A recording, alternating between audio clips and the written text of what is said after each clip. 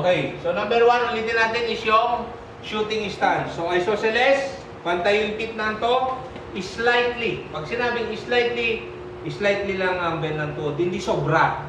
Konting bend lang, and then you lean forward. Yung katawan mo, dapat naka-lean forward. So ganyan, nakikita nyo yung stance ko? Naka-ganyan. Hindi yung paa ninyo nakaganon ha, hindi nakabukakan ng ganyan. So dapat straight. Nakikita nyo to, ganyan yung paa ninyo. So straight lang siya, slightly bend ng tuhod, and then you lean forward. Huwag nakaganon ha, ibang putukan yung mangyayari dyan. Okay, so dapat ang stance ninyo, nakaganyan lang siya. Pwedeng halos hindi kasi mahalata yan. Anong purpose niyan? Yung weight ng paa ninyo is nasa tip ng toe. Yung toe ninyo, ito, nandito dapat yung bigat.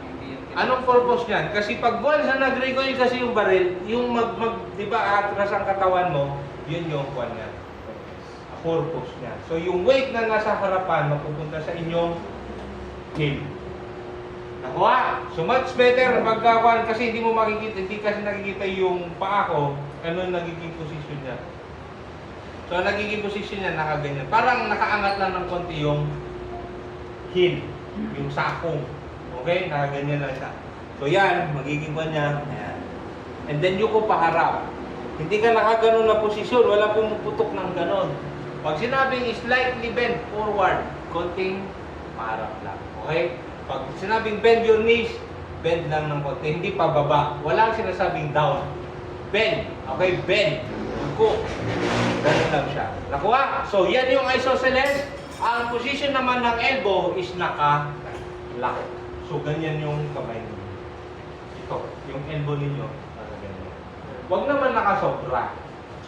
Okay? So, katamtaman lang siya.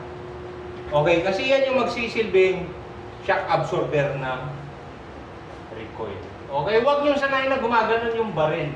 Kasi natuturuan ko din kayo kung paano maiwasan or mabawasan yung pag-recoil ng baril. Nakuha? So, yan yung isosceles stance. So, paano naman yung modern or modified isosceles? Pag sinabi naman modern or modified, yan na yung step forward yung isang paa. So, dapat naka-step forward. So, ganun kanina, di ba? Ganun pa rin yung paa ninyo. Step forward lang. So, dapat yan na yung magiging positioning. So, ganun pa rin. Slightly bend ang tuhod, and then you lean forward. Naka-ready pa rin siya. Kumbaga sa karate, di ba? Yes, sir. Nagkarate na kayo? Yes, sir. Ha? Yes, sir. Nagkarate na kayo, di ba? Pag sinabing aggressive stance, ano ba ang command niyo dyan? Sa karate? Anong command, anong tinuro sa inyo yung command ng stance ninyo? Yung tayo? On guard, di ba? On guard! Yan din naman sa baril. Ito dito kasi pag may holster yan, naka-on guard. Okay, so pag yan sa mga na yan, pag sinabing, okay, ready, on guard, and up! Ganun na yan. So naka-position na siya. So yan yung dito naman siya, nakaganyan lang. Kasi ang purpose nito is para ready na siyang mag-move. Yung elbow is nakalak pa rin. So ang purpose kasi niyan, pag mag-move forward, move backward, and move to the right, ganun pa rin siya, and move to the left. Nakita niyo yung paa, hindi porke gusto mong mag-move nag-move ka na.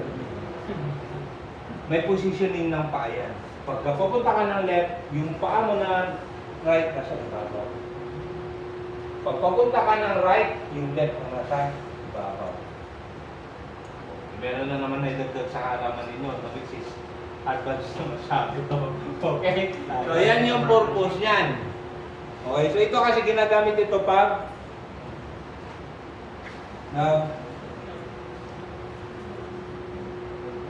CQC or CQB sa hindi. Okay? So, yan yung magiging kanya. So, yan yung modified or modern isosceles. Okay, so ano naman ang pagkaiba ng Weaver stance? Ang Weaver stance, parehas lang siya. Pwede mong gawing patayo, parehas yung tip ng to, pwede rin ganyan. Pero ang pagkakaiba lang nila, nakabend yung elbow. Ang Weaver stance at ang modern or modified, yan ang ginagamit for rifle. Okay? Hindi mo kasi pwedeng gamitin itong isosceles sa rifle. Bakit? Pag ito po pumuto, tumba na. Okay, so ang kailangan niyan, ito ang tandaan ninyo kasi sila, tapos na sila nag-firing. Ngayon, sabihin nyo sa akin, tama ba yung position nyo na gano'n o yung tama yung tinuro kong gano'n? Ha? Kasi yung iba nakaganon o, pumutong na, gano'n na naman o, saan tayo? Di ba? Kasi yung iba, nagaganon sila pumuputok. Pwede yan. Okay? Pwede yan. Kaso lang, pero pag ganito ang posisyon mo, wala na.